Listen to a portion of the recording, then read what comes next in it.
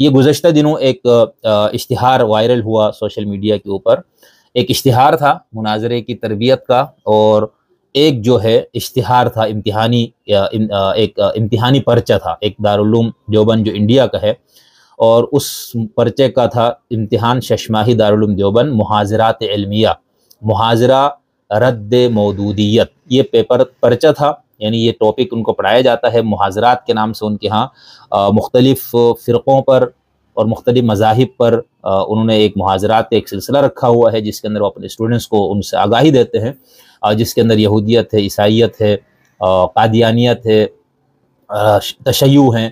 اسی طرح ہندو مذہب پر بھی ایک محاضرہ کا ہے، اور ان سب پہ کتابیں موجود ہیں. ان کا ایک نصاب ہے جو ہمارے سامنے موجود ہے، اور 200-250 صفحات پر مشتمل، اور ایک علمی کاوش ہے ان کی. لیکن آپ کو یہ معلوم ہے کہ ہمارے ہاں جتنے بھی فقہی مکاتب ہیں، بلا استثناء میں بات کرتا ہوں، اللہ کا شکر ہے سب کے ساتھ تعلق ہے، سب کے ساتھ اٹھنا بیٹھنا ہے، سب کے مکاتب اور مدارس کے نصاب سے کافی حد تک آگاہی ہے. تو ہمارے ہاں یہ طریقہ ہے کہ جب آپ دوسرے مسلک کو پڑھاتے ہیں تو اس کو محض ایک علمی مسلک کے طور پر نہیں پڑھاتے، بلکہ تنقید کے لیے پڑھاتے ہیں. اور یہ کوئی معیوب بات نہیں، ہم اس پہ آگے بات کریں گے، کیونکہ جب مسلک موجود ہے ایک، تو وہ مسلک جب دوسرے مسلک کو اس میں ذکر کیا جائے گا تو نقد کے طور پر ہوگا، اس کی کمزوریوں پہ بات ہوگی، اپنے مسلک کی حقانیت اس کے مقابلے پہ ثابت کی جائے گی، تو ایک معمول کی بات ہے. تو یہ ایک پیپر، وہ جو محاضرات کا سلسلہ ہے، اس میں سے ایک محاضرہ یا ایک جو نصاب میں شامل ہے وہ ہے رد مودودیت. یعنی مودودیت ہے کیا، اس پہ بھی تھوڑی سی ہم بات کریں گے. اور پھر دوسرا جو اشتہار تھا وہ انجمن تقویت الاسلام شعبہ مناظرہ کا عظیم الشان اعلان ششماہی مناظرہ، جس میں در ذیل اہم اور حساس اعتقادی اور فکری مسائل پر زیر بحث آئیں گے. اہل السنہ والجماعت کا حقیقی معیار ان کے خصائص، فرقہ مودودیت اہل سنت والجماعت سے خارج کیوں،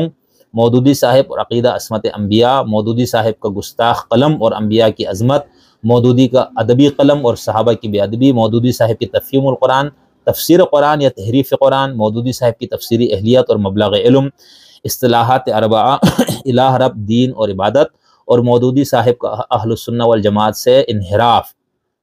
مودودی صاحب کی تحقیق جدید اور اسلام کا نظم العین، اسلامی تصوف اور مودودی صاحب کا سیاسی تصوف، جدید فلاسفہ سے مودودی صاحب کا سرقہ، مودودی صاحب کی نیچریت اور تجدد پسندی، مودودی صاحب کی فکر منحرف اور جدید اعتزال، مودودی صاحب کی ذہنیت اور متوارث اسلام سے بغاوت، مودودی صاحب کی سلف صالحین سے بے اعتمادی. تو یہ ایک اشتہار انہوں نے دیا تھا کہ اس کے اوپر ہم جو ہے ششماہی مناظرہ، اور ایک تربیت کا ایک ٹریننگ کا حصہ ہوتا ہے مدارس کے اندر، ایک مناظرے کی بھی تربیت دی جاتی تھی پہلے، اور اب کم ہے یہ. اور یہ مکالمہ اب ہم کہتے ہیں، لیکن پہلے ظاہر سے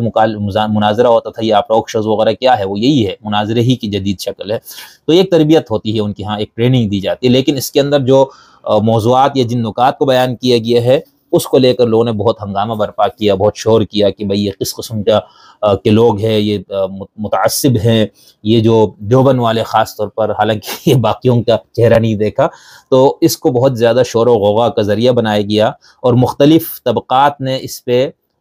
رد عمل دیا. ٹھیک ہے، اس شور و غوغا کے اندر جن طبقات نے رد عمل دیا اس میں سلفی لوگ بھی تھے،